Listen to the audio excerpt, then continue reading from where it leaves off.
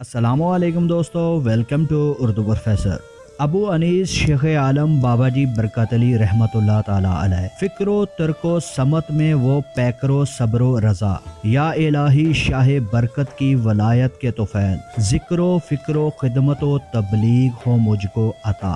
शहर फैसलाबाद पंजाब पाकिस्तान के एक सूफी दरवेश बुजुर्ग सूफी बरकत अली लुधियानवी रहमतुल्लाह ताला अलैह वलायत की दुनिया का एक चमकता हुआ सितारा। सूफी बरकत अली की बरकत सिर्फ फैसलाबाद तक ही महदूद नहीं है, बल्कि पूरे पाकिस्तान में इस वक्त उनकी बरकत शामिल है, क्योंकि वली कामल का फैज अल्लाह की अता से उसकी मौत के बाद भी जारी रहता है। बाबा जी सरकार अपनी जिंदगी में फरमाया करते थे, लोगों में पाकिस्तान का मुहिब हूँ, मैंने अपना हक अदा कर दिया। एक फकीर जंगल में बैठा तिनके इकट्ठे कर रहा था और कह रहा था कि अक़वामे आलम के फैसले पाकिस्तान की हाँ और ना में हुआ करेंगे, तो ये कौल कभी फेल नहीं होगा। हम अपनी तरफ से कुछ नहीं कह रहे बादशाहों, ये सब अल्लाह की तरफ से कह रहे हैं। तो आज की वीडियो में बाबा जी बरकत अली सरकार की जिंदगी से जुड़ा एक रूहानी वाक़या आपकी समातों की नजर करते हैं। मजिस्ट्रेट दर्जा अव्वल चनियोट, जिनका नाम मुनीर अहमद लगारी था, जो कि सरगोदा में बतौर असिस्टेंट कमिश्नर ड्यूटी सरंजाम दे रहे थे। वो पहले वकालत के पेशे से मुंसलिक थे। वो अपने तालब इल्मी के दौर में बाबा जी सरकार के आस्ताने दारुल एहसान आया करते थे। बाबा जी सरकार इन पर बड़ी शफकत और मेहरबानी फरमाया करते थे और इनको भी बाबा जी सरकार से एक खास अकीदत थी।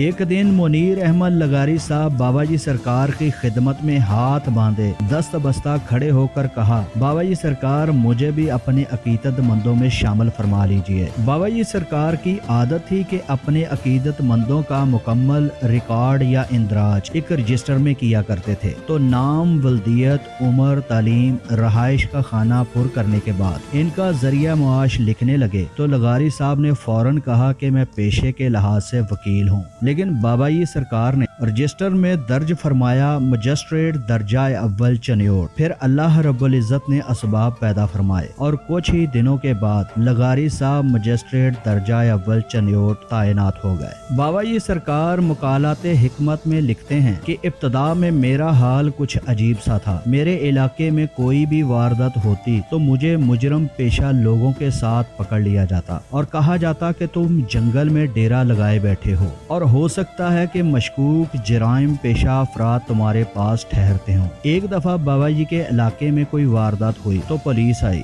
मुल्जमान की साफ में आपको भी खड़ा कर लिया गया। बाबा जी सरकार धूप में खड़े हुए थे और पसीने में